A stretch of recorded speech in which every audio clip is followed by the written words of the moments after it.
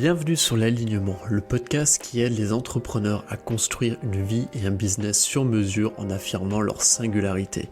Je suis Boris Duda, coach, mentor et entrepreneur depuis 8 ans. J'accompagne les entrepreneurs et les indépendants ambitieux à se créer une vie riche, libre et alignée avec leurs valeurs à travers la voie de l'entrepreneuriat. Ce podcast s'adresse à toutes ceux et celles qui veulent créer leur propre modèle de réussite, de succès, exprimer leur plein potentiel et développer un business florissant. J'aborde dans ce podcast l'alignement, mon approche unique de l'entrepreneuriat comme voie d'expansion personnelle. J'aborde des stratégies marketing et un business impactantes et minimalistes centrées sur l'humain et notre personnalité. Et j'aborde aussi des approches mindset et santé originales pour aligner corps, cœur, esprit, le triptyque gagnant de l'épanouissement et du succès. Le tout au service de ta croissance personnelle et celle de ton business.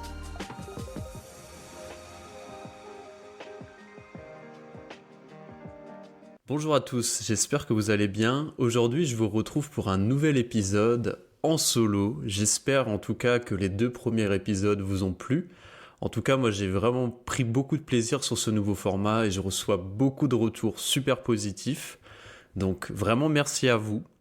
N'hésitez pas à revenir vers moi aussi si vous avez envie que je traite des sujets en particulier en lien avec le business, l'entrepreneuriat, la productivité ou la santé. Avec plaisir pour avoir vos suggestions.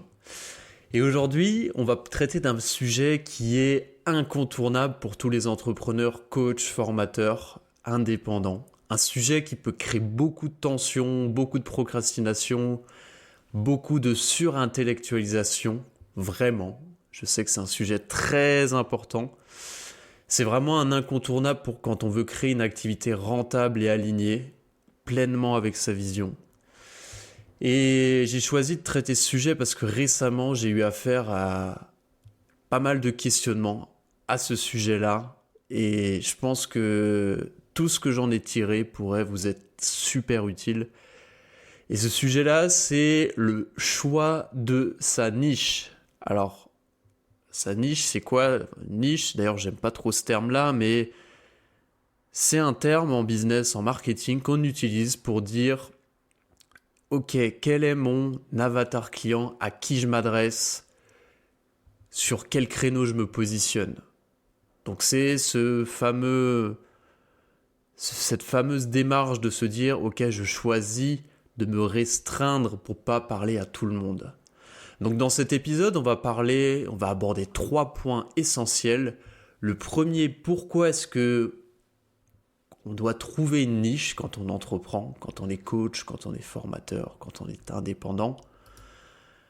On va voir en deuxième partie comment est-ce qu'on trouve sa niche, parce que je sais que c'est pas facile de la trouver et je vais vous partager des exercices qui vont vous aider à trouver des pistes de réflexion. Et en troisième partie, on va voir comment est-ce qu'on peut faire évoluer sa niche. Est-ce que c'est une bonne idée ou au contraire une mauvaise idée? Est-ce qu'on choisit une niche toute sa vie? Ou est-ce qu'on la fait évoluer? On verra quelques exemples très concrets et on parlera de ce sujet plus en détail pour mettre un peu de nuance. Alors pour démarrer, pourquoi est-ce que vous devriez trouver une niche? Alors, on entend souvent parler à tout le monde, c'est parler à personne. Et franchement, je suis assez d'accord avec ce jargon, ce proverbe qu'on peut entendre, parce qu'en fait, c'est beaucoup plus simple de s'adresser quand on démarre notamment une activité, et c'est important quand on démarre, de s'adresser à un problème en particulier, proposer une solution innovante, plutôt que faire plein de choses en même temps, avoir plein d'offres, avoir plein de cibles différentes. Parce que concrètement, quand on a un problème, la plupart des gens préfèrent faire appel à des experts plutôt que des généralistes, car on perçoit plus de probabilité de résoudre notre problème avec un expert versus un généraliste. C'est comme ça. C'est globalement, je pense, dans la nature humaine. Foncièrement, je pense que ça ne veut pas dire que vous ne pouvez pas être un généraliste et aimer faire du lien, aimer explorer différents sujets, ça ne veut pas du tout dire ça. Et moi, je suis foncièrement, je pense, plutôt un généraliste, plutôt ce qu'on appelle un multipotentiel. Et pourtant, je pense que c'est essentiel de se nicher quand on démarre, ou au moins de se positionner sur un marché avec une spécificité très claire. Et on verra qu'au final, notre niche, ça peut être simplement nous, nos domaines d'expertise et aller à la croisée de tous ces domaines-là. Je pense vraiment que c'est une façon simple de se nicher, une façon simple et minimaliste d'augmenter ses chances de succès en tant qu'entrepreneur et en tant que coach.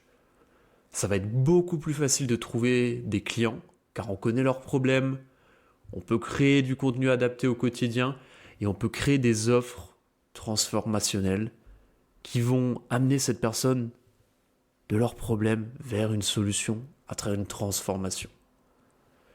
Donc vraiment, on peut augmenter la valeur de nos services et on peut avoir plus de résultats avec nos clients si on décide consciemment de se nicher. Et aussi un dernier point qui pour moi est essentiel, mais vraiment essentiel et on n'y pense pas, c'est que vous nichez et de vous restreindre volontairement peut vous amener beaucoup plus de focus et de clarté d'esprit. Pourquoi ? Parce qu'on se disperse beaucoup moins, on va moins dans tous les sens, nos objectifs sont clairs, ils sont limpides et on va avoir beaucoup moins de charge mentale au quotidien. Et aussi, dernier point qui me vient, que je ne m'étais pas noté, mais vous allez avoir beaucoup plus de créativité. Je vous explique, en mettant une contrainte très forte dans ce que vous faites, en vous engageant dans le processus volontaire de vous restreindre un petit peu dans ce que vous voulez partager, de ce que vous voulez créer, la contrainte va faire émerger la créativité. Et c'est souvent à travers la contrainte qu'on fait émerger la créativité. Si vous vous adressez à plein de monde en tant que coach, en tant qu'indépendant, en fait, vous n'allez pas avoir suffisamment de contraintes pour pouvoir avoir des bonnes idées et proposer des solutions innovantes.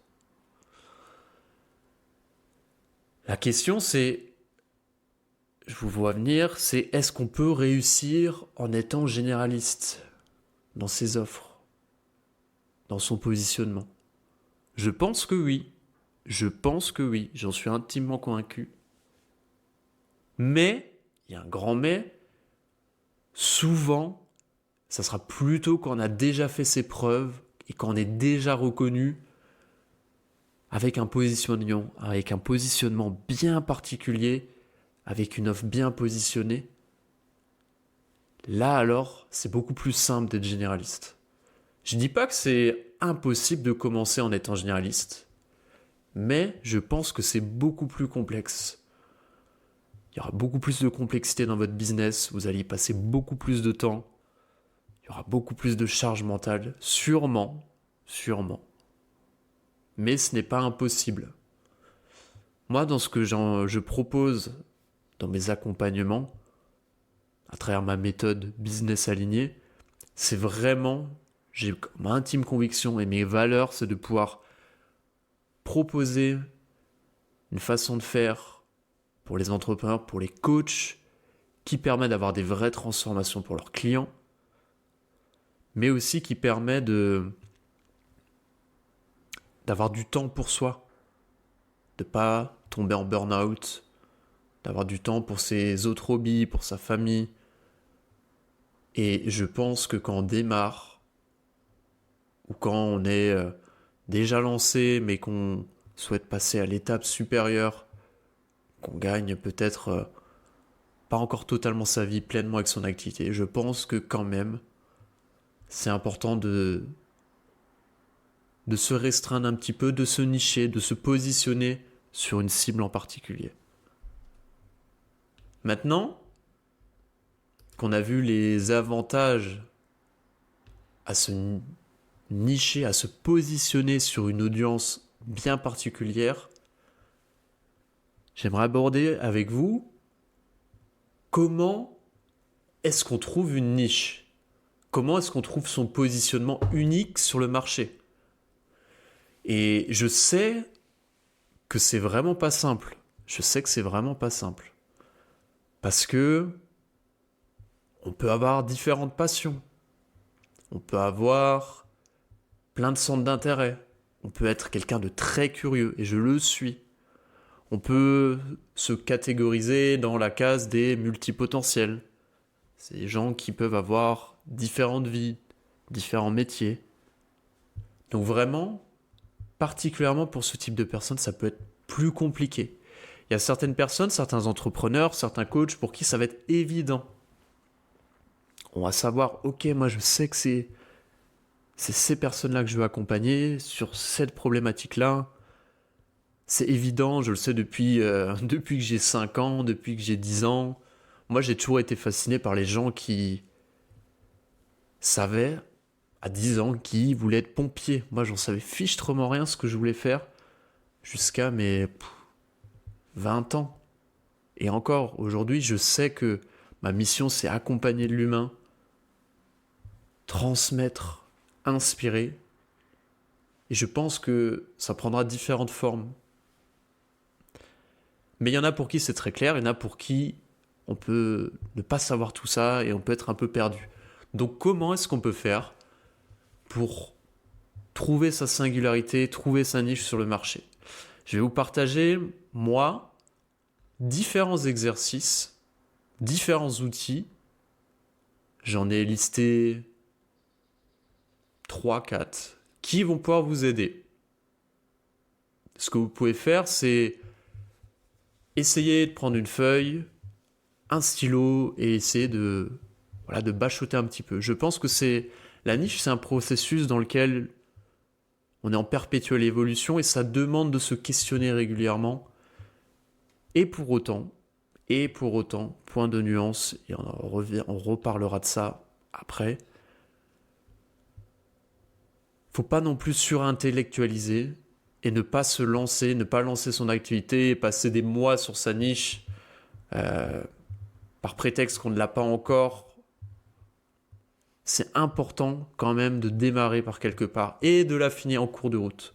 C'est ça être entrepreneur, c'est se lancer, avoir des retours par rapport au terrain, avoir des retours par rapport à comment est-ce qu'on se sent avec ses clients, comment on se sent de se positionner sur ce marché et affiner en cours de route parce qu'on peut vite tomber dans un piège qui est de « Ok, j'ai pas ma niche, j'y réfléchis pendant 1 an, du coup ça me donne un bon prétexte pour pas me lancer, pour pas oser me montrer, pour pas oser avoir des discussions avec mes clients, pour pas oser parler de moi et de mes offres. » Et ça, c'est vraiment le gros piège que je vois souvent.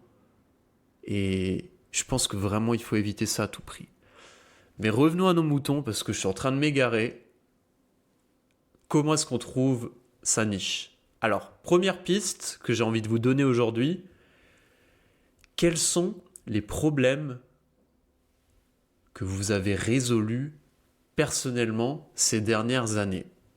Exemple, ça peut être une perte de poids importante, ça peut être vous êtes remis d'un burn-out, ça peut être vous avez appris à faire du piano, vous avez pris du muscle, vous avez appris à prendre la parole sur scène à l'oral alors que vous étiez un ancien timide, vous avez, je ne sais pas, appris à faire de l'aviron, peu importe. Quels sont les problèmes ou les compétences que vous avez acquises ces dernières années qui a vraiment impacté votre vie, à tel point qu'aujourd'hui c'est peut-être devenu une passion, c'est peut-être devenu un élément déterminant dans votre vie quand ça a changé votre vie. Et ça peut être une très bonne piste parce que vous êtes expert de ce sujet-là, parce que vous l'avez fait vous-même, parce que vous l'avez vécu dans toutes vos cellules, dans tous vos tripes. Et ça sera beaucoup plus simple d'accompagner d'autres personnes sur ce sujet, parce que vous connaissez le sujet par cœur, et parce que vous vous sentez légitime, parce que vous l'avez fait vous-même. Je prends mon cas perso. Il y a un an, un peu plus d'un an, je me suis lancé, quand je me suis remis d'un burn-out, je me suis lancé dans du coaching en respiration, de la formation en respiration, avec mon activité Conscious Breath, en ciblant les entrepreneurs qui connaissaient beaucoup de stress, qui étaient proches du burn-out, qui pouvaient avoir une forme d'anxiété. Et je me suis lancé là-dessus, un peu par hasard, mais surtout aussi parce que, en fait, moi, j'étais passé par là 2 ans avant. Et que, au final, je sais ce que c'est d'être entrepreneur, d'avoir beaucoup de stress, d'avoir de la charge mentale, d'être épuisé, d'être proche du burn-out. Et la respiration m'a passionné et c'était pour moi une formidable solution, une porte d'entrée pour retrouver de l'énergie. Et donc je me suis lancé naturellement sur cette voie-là. Parce que je connais les entrepreneurs, j'ai été dirigeant de start-up pendant 4 ans, parce que j'ai été plus de 10 ans aussi à mon compte en tant que consultant marketing et coach business. Donc je connais les différents enjeux. Mais je ne me serais pas du tout senti légitime, en tout cas beaucoup moins, en allant aider peut-être des salariés qui sont en burn-out. Parce que le milieu de l'entreprise, moi, ça fait 10 ans que j'ai plus mis les pieds dedans en tant que salarié. Et aujourd'hui, mon activité qui est en train d'évoluer vers de l'accompagnement pour entrepreneurs, pour coachs, qui veulent trouver plus de clients grâce à un marketing qui leur ressemble, tout en étant alignés, et en fait, elle est venue naturellement aussi parce que j'ai fait le lien entre toutes mes casquettes et surtout, c'est moi personnellement, j'ai résolu ce problème quand je me suis lancé avec Conscious Breath et l'accompagnement en respiration. Et en fait, j'ai démarré de zéro une activité de coaching et de formation en ligne. Et donc, en fait, j'ai connu tous les enjeux, les différentes problématiques sur le choix du positionnement, sur comment est-ce qu'on crée des offres qui sont percutantes, qui nous permettent de vivre sereinement de notre activité.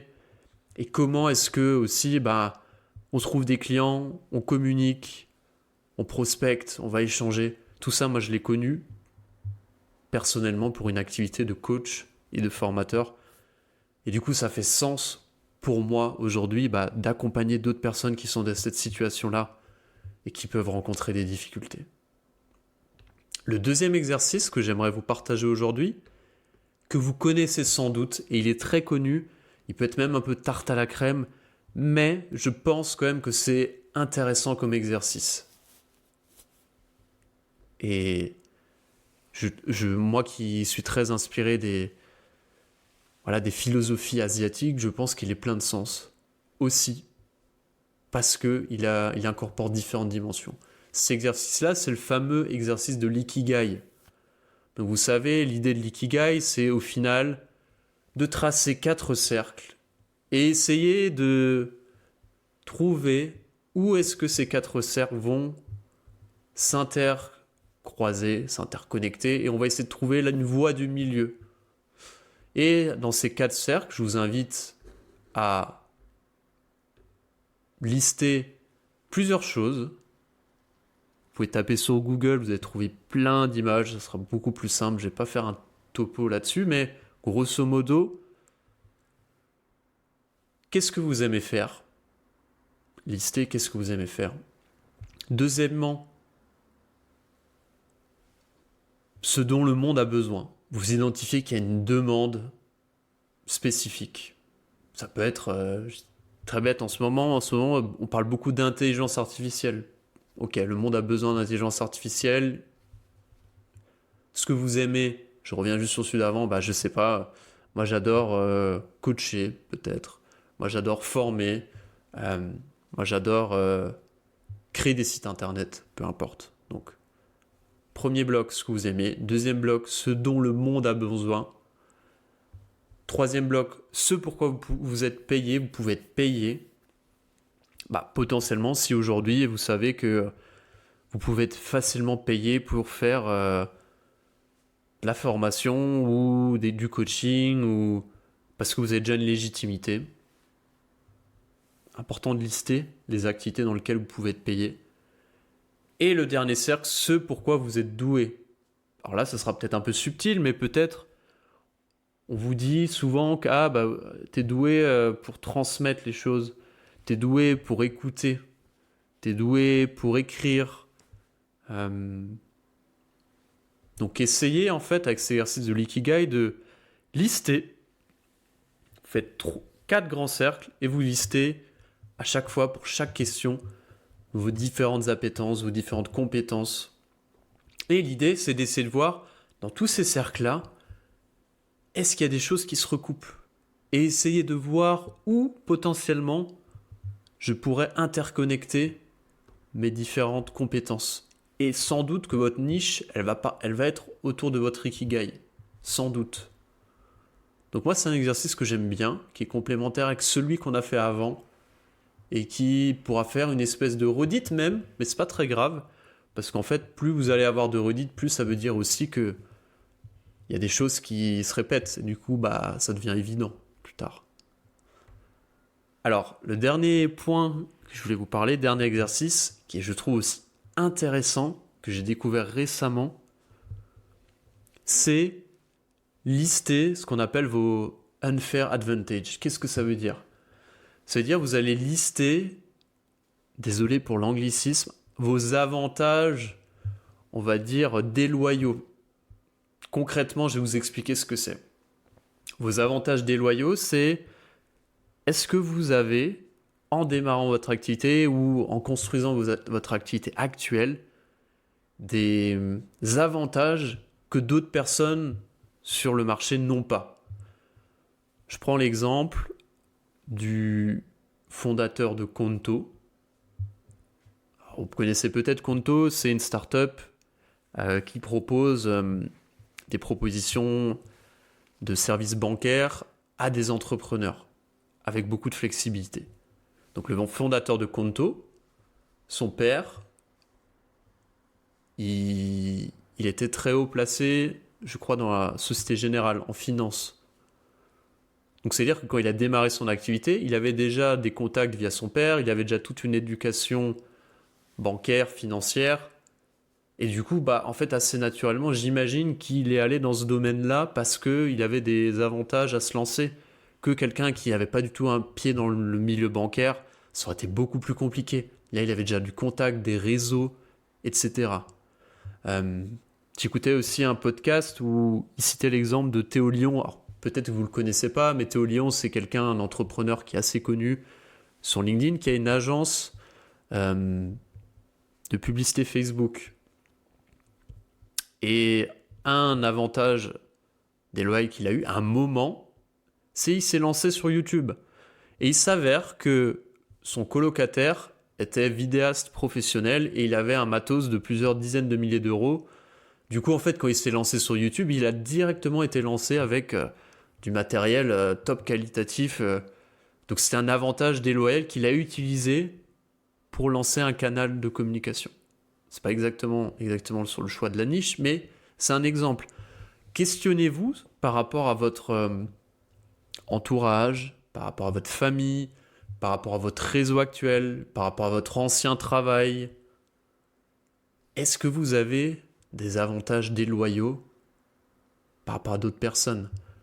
Alors, moi, par exemple, j'en ai plusieurs. En tant que coach, aujourd'hui, j'ai l'avantage déloyal que j'ai fait quand même plus de 10 ans dans le marketing, dans des grosses entreprises comme la Fnac, Nature et Découverte, à mon compte, en tant que freelance, en tant qu'indépendant. Aussi, j'ai été dirigeant de start-up pendant plus de 4 ans. Donc je sais ce que c'est les montagnes russes de l'entrepreneur, je connais les challenges, et je sais à quel point c'est important d'avoir un mindset particulier. Ça, c'est 2 avantages que j'ai déloyaux, par exemple. Donc réfléchissez à ça aussi, c'est important. Et faut vraiment pas en avoir, entre guillemets, honte, c'est important de miser là-dessus. Et franchement, si dans votre famille ou si dans votre réseau, vous avez des gens qui peuvent vous aider d'une quelconque façon, et ben c'est génial, profitez-en. Profitez-en, c'est pas dû au hasard. Donc moi, c'est 3 exercices que je vous invite à faire. Prenez une feuille de papier, un stylo, vous listez, et vous voyez s'il y a des choses qui en ressortent.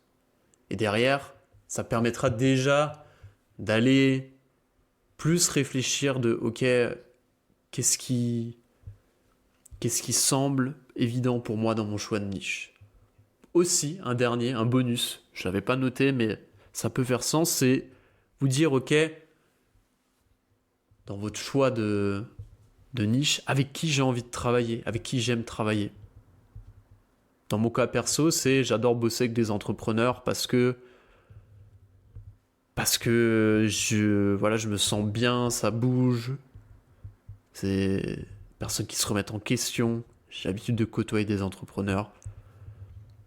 Je serais beaucoup moins à l'aise, par exemple, en tant que coach dans le milieu salarial, dans le milieu de l'entreprise, parce que je le connais moins bien et que tout prend plus de temps.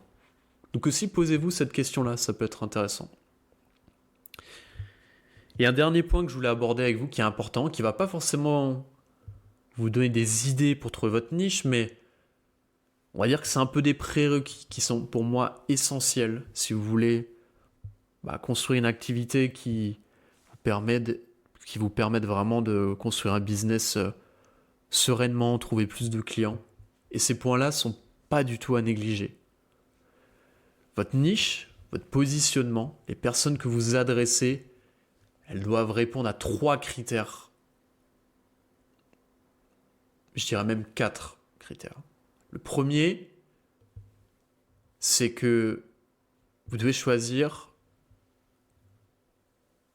un avatar client, une niche, qui a un vrai problème douloureux à résoudre, identifié, ou un rêve à accomplir. Concrètement, cette personne, elle sait qu'elle a un problème, elle l'a identifié, ou elle sait qu'elle a un rêve, elle l'a identifié et elle a envie d'avancer dessus. C'est pas un problème imaginaire que personne a, c'est pas ce qu'on appelle un petit bonus, une petite cerise sur le gâteau. C'est vraiment quelque chose de très clair. Quelques exemples concrets. Personne en burn-out. Autre exemple, quelqu'un qui a envie de perdre du poids, quelqu'un qui a envie de gagner confiance en soi, quelqu'un qui a envie de gagner plus d'argent, quelqu'un qui a envie de lancer son site internet pour démarrer son activité. Donc vraiment des choses très évidentes. Quelqu'un qui a envie de se former au métier de naturopathe, c'est plus un rêve. Donc c'est essentiel de choisir aussi un problème évident à résoudre. La deuxième chose, c'est quand vous choisissez votre niche de personnes que vous allez adresser, c'est essentiel aussi de vous dire est-ce que j'arrive facilement à les identifier, à les toucher. Est-ce que si je tape sur LinkedIn ou sur Instagram, est-ce que je les trouve facilement ? Par exemple, moi, j'accompagne des coachs, des formateurs, des indépendants. Ça sera assez facile de les trouver sur les réseaux sociaux. Par contre, si vous voulez cibler, dans un exemple caricatural, les moines tibétains, ça va être un peu plus compliqué pour les toucher. C'est vraiment caricatural, mais faut vous dire aussi que c'est relativement facile de les trouver. Si c'est vraiment difficile, s'ils sont inaccessibles pour différentes raisons, peut-être pas forcément le meilleur choix de niche. Pour un exemple de si vous voulez toucher des dirigeants du CAC 40, ok, peut-être facilement identifiable, mais est-ce que vous allez arriver à les toucher directement ? Si vous n'avez pas le réseau, non. Donc compliqué, dans un premier temps. Et la dernière chose aussi dans votre choix de niche, c'est important que votre niche, que vous allez cibler, les personnes que vous allez cibler sont prêtes à investir de l'argent pour se transformer. Elles ont un problème, elles ont un rêve, et elles sont prêtes à investir sur elles. Une certaine somme d'argent. Mais elles sont prêtes à le faire. C'est pas simplement un petit truc cool à faire, ah ça peut être sympa, oui pourquoi pas. Voilà. C'est d'ailleurs une des raisons spécifiques pour lesquelles j'ai fait aussi évoluer mon activité récemment. C'est que quand j'étais 100% sur la respiration et que je proposais des coachings respiration, c'était pas par rapport à ces 3 critères-là. Il y a plein, et les 3 critères n'étaient pas forcément remplis. Je vous explique, ça donnera un très bon exemple. Problème à résoudre, identifié ou rêve à accomplir par rapport à ce que je proposais des coachings en respiration. Le problème sous-jacent à résoudre, c'était pas un problème de respiration, c'était un problème souvent de stress ou de performance, mais ça dépendait des personnes. Et il y avait dans une certaine mesure, dans mes bootcamps, mes 2 éditions de bootcamp que j'ai faites, un rêve à accomplir qui était le rêve plutôt d'avoir une nouvelle compétence en tant que coach accompagnant. Et du coup, c'est pour ça qu'au final, j'ai abandonné ce format parce que je me suis rendu compte que la prochaine étape, c'était créer en fait un diplôme pour proposer d'être coach en respiration. Et du coup, c'est plus un rêve. Et là, ça aurait plus fait sens. Donc, voilà, pour le premier point, ça vous donne peut-être des indications. Facilement identifiable, est-ce que dans mon cas, c'était facilement identifiable? Je bossais avec des entrepreneurs, donc oui, c'était facilement identifiable de trouver des entrepreneurs. Par contre, c'était pas simple de trouver des entrepreneurs qui rencontraient un problème de stress ou qui s'intéressaient à la respiration. Dans une certaine mesure, ça pouvait. Souvent, on s'intéressait déjà au sport, à la méditation, au yoga. Mais c'était pas si simple que ça, en réalité. Et est-ce que ils étaient prêts à investir de l'argent pour se transformer? Un petit peu, mais ça restait pas essentiel. Voilà, c'était un truc cool, la respiration, ça a fait sens, c'est un bon outil. Mais en proposant juste des accompagnements en respiration, je résolvais pas un problème très particulier, très spécifique pour la plupart des gens. Donc c'est aussi pour ça que j'ai décidé aujourd'hui de proposer des vraies transformations avec du coaching, et la respiration est un de mes outils que j'utilise, mais c'est pas une finalité en soi. Parce qu'aujourd'hui, je me rends compte que ça a beaucoup plus de sens d'accompagner sur des transformations que simplement faire découvrir un outil en particulier. Alors, dernière partie de ce podcast, je vous laisse vous amener à un peu la synthèse ou peut-être une ouverture. On se pose tous cette question, c'est ok, est-ce que je vais m'enfermer dans une niche? Est-ce que je vais devoir rester toute ma vie dans cette niche-là? Évidemment non. Évidemment que non. On en a parlé en introduction. Pour moi, aujourd'hui, j'ai une vision du positionnement et de la niche qui est que aujourd'hui, votre positionnement, c'est vous. Et votre positionnement va évoluer en fonction de votre évolution personnelle. Et ça veut dire que potentiellement, comme je l'ai fait, vous allez faire évoluer votre activité. Et tout ce que vous avez fait avant va être utile pour votre évolution d'activité. Ou peut-être que vous allez être amené à lancer une autre entreprise qui n'a rien à voir. Et c'est ok. Et vous allez avoir peut-être 2 activités. Ça peut faire sens aussi. Ça vous oblige pas à rester dans une activité. Néanmoins, point d'attention, j'invite quand même à pas changer de positionnement tous les 2 mois. Parce que ça prend du temps de devenir référent sur un positionnement. Ça demande du temps de communication. Et c'est important de suffisamment tester, communiquer sur un positionnement, se laisser plusieurs mois, voire une année. Parce que si on change très rapidement et très vite, on se laisse pas le temps aussi de réussir. Donc ça doit pas être entre guillemets une fuite en avant de se dire ok, j'ai fait 3 posts sur les réseaux, y a personne qui veut de mon positionnement, du coup je change de positionnement et au bout d'un mois tu mets tout à la poubelle. Non, c'est pas ça. Faut se laisser le temps quand même de construire une activité autour de ce positionnement. Deuxième point que je voulais vous partager aussi, qui pour moi fait beaucoup sens, c'est que dites-vous bien que toutes vos casquettes, toutes vos passions, tous vos domaines d'expertise ne sont pas forcément obligés de s'exprimer à travers votre business. Et ça, pour moi, ça a été un déclic aussi récemment. C'est qu'on peut aussi faire des choses simplement pour le plaisir de faire ces choses en tant qu'hobby. Et certaines facettes peuvent s'exprimer d'une autre façon. Simplement comme une activité annexe, comme une passion, un hobby, peuvent éventuellement s'exprimer sous une forme d'une association. C'est aussi ok. Donc c'est un point important aussi à avoir en tête. Et le dernier point que je voulais aborder dans cette troisième partie, c'est comment est-ce qu'on peut faire grandir sa niche ? Et est-ce qu'on peut la faire grandir ? Comme je vous disais, oui, évidemment qu'on peut la faire grandir et qu'elle évolue en fonction de notre croissance personnelle. Et je pense que c'est important d'attendre d'être suffisamment référent sur son marché, avoir suffisamment validé son offre, ou avoir envie de drastiquement faire évoluer son positionnement parce qu'on se sent plus aligné, qu'on se sent pas forcément en phase avec les prochaines étapes.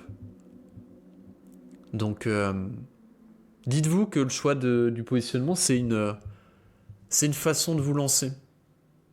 C'est une façon de vous lancer. Une façon simple, minimaliste et qui va vous donner de la clarté d'esprit, qui va vous amener avec plus de chances du business rapidement. Aussi parce que c'est essentiel d'avoir une activité rentable pour pouvoir croître le développement de son entreprise. Et je vais vous donner 2 exemples de personnes que j'aime bien, qui sont assez connues. Le premier beaucoup plus, David Laroche, qui est coach, qui est entrepreneur, qui est coach business, coach de vie, qui travaille avec des entreprises, qui a une école de formation pour les coachs. Donc, on pourrait se dire, clairement, David Laroche, aujourd'hui, il est très généraliste. Pourtant, quand il a démarré, il était plutôt dans le domaine de la confiance en soi. Parce que c'était un ancien timide qui est passé de timide à j'ai confiance en moi. Donc il a démarré sur ce créneau-là. Donc il a été d'abord coach de vie, puis après il s'est rendu compte qu'il a commencé à bosser avec des entrepreneurs, qu'il y avait pas mal de problématiques business, donc il a commencé à aussi lui accompagner les entrepreneurs, il a monté des boîtes, donc il a su donner aussi des conseils en business. Et puis derrière, en fait, il a développé une méthode de coaching, parce que lui-même, il s'était formé à différentes méthodes, il en a créé une école de coaching, et puis après, on lui a demandé d'intervenir en entreprise, etc. Donc tout ça prend du temps, et en fait, il faut se dire que c'est des casquettes qui s'additionnent au bout d'un moment. Autre exemple qui, moi, je trouvais super parlant, mais vous allez peut-être pas le connaître, c'est un coach américain qui s'appelle Paul Chek, qui, moi, est une grande source d'inspiration. Alors, c'est pas un coach de vie en réalité, c'est plutôt ce qu'on appelle aujourd'hui un... Alors lui, en tout cas, j'ai pris cet exemple pour ça, c'est qu'il se présente comme un coach holistique. Ça a été notamment le mentor et le coach personnel de Tony Robbins, que vous connaissez sans doute, sur toute la dimension plutôt santé. Donc lui se présente, Paul Chek, comme coach holistique, health coach. Et en fait, ce qui est intéressant, c'est que avant de devenir coach holistique, qui honnêtement veut pas dire grand-chose, surtout en France, donc c'est pour ça que je prends cet exemple aussi, c'est que si vous êtes aujourd'hui vous présentez comme coach holistique, mis à part une expérience de 40 années où vous avez fait différentes choses, ça n'a pas vraiment de sens. Donc, pour ça que j'ai aussi choisi cet exemple-là, c'est que Paul Chek, aujourd'hui qui se présente comme coach holistique, donc il a 60 ans, d'abord, il est devenu une référence dans le milieu du fitness et de la transformation physique. Il a développé des méthodes avec les Swiss Balls, des méthodes de gainage. Vraiment, il était de référence dans ce sujet-là. Après, il s'est intéressé à l'alimentation. Il l'a ajouté à sa dimension. Après, il s'est intéressé à la respiration, à la posture. Et maintenant, il s'intéresse à des sujets beaucoup plus méta-spirituels comme le chamanisme, la respiration, le qigong, etc. Et aujourd'hui, il se présente comme coach holistique parce qu'il était référent dans d'autres domaines avant et il avait énormément de clients déjà, de gens qui le suivaient sur les réseaux sociaux. Donc ça fait sens après 40 ans de carrière. Donc j'ai pris aussi cet exemple-là parce que je sais qu'il y a beaucoup de coachs qui écoutent ou des thérapeutes. C'est important aussi au début même si vous savez que on accompagne l'humain de façon holistique, avec différentes dimensions, etc. Oui, on est d'accord là-dessus. Mais je pense que c'est quand même important au début ça va dépendre aussi de votre niveau d'expérience, de votre maturité, etc. Mais de démarrer par quelque chose de très concret et après progressivement de l'ouvrir et vous dire que voilà, vous vous interdisez pas de développer d'autres facettes. C'est juste que faut se laisser le temps aussi. Alors en conclusion, je voulais vous dire que c'est un sujet important, essentiel, le choix de votre positionnement, le choix de votre niche, parce que ça déterminera aussi grandement le succès de votre activité et ça déterminera aussi votre niveau de charge mentale, je pense. Pour autant, je vous le disais plus tôt, faut pas que ça devienne un prétexte pour vous cacher derrière le problème de ne pas avoir de niche et donc ne pas pouvoir vous lancer. Parce que derrière peut-être cette surintellectualisation, cette surréflexion de « Ah, j'ai pas de niche, donc j'attends encore avant de me lancer » ou je prends pas trop de risques », en fait derrière il y a de la peur. Il y a la peur de « Ok, je vais faire un choix qui va me restreindre volontairement, qui va amener une contrainte positive. » Ok, derrière, il y a aussi la peur de « Ah maintenant que j'ai ma niche, maintenant que j'ai mon offre, il va falloir communiquer, il va falloir trouver des clients. » Et c'est aussi une façon de se protéger. Donc si vous êtes dans une situation où ça fait des mois que vous êtes en train de réfléchir sur votre niche et vous n'avez pas la niche parfaite, le positionnement parfait, dites-vous que c'est peut-être aussi un moyen de vous protéger, de lancer votre activité, de chercher des clients, de communiquer sur vos offres. Donc c'est un petit warning qui doit s'allumer. Et dites-vous aussi que évidemment votre niche va évoluer progressivement avec vous, votre positionnement va évoluer avec votre croissance personnelle. Et ce qui compte, c'est de démarrer, c'est de se lancer, d'affiner en cours de route et avec des petites itérations continues, s'améliorer. On arrive à la fin de cet épisode. J'espère que tous les conseils que je vous ai partagés vous auront aidé, vraiment. N'hésitez pas à me le faire savoir sur Instagram, sur LinkedIn, vraiment, parce que c'est toujours intéressant d'avoir vos retours. Et si vous avez envie de vous faire accompagner pour justement lancer votre activité, passer un palier supérieur dans votre activité, si vous êtes coach, entrepreneur, formateur, et que vous voulez trouver plus de clients et vous voulez construire un marketing aligné avec votre personnalité, avec vos valeurs, je propose des accompagnements individuels. Je vous mets le lien en description d'épisode. Et avec plaisir pour en parler avec vous et je serai très heureux de vous accompagner. Je vous souhaite une très belle journée et je vous dis à très vite. Bye bye.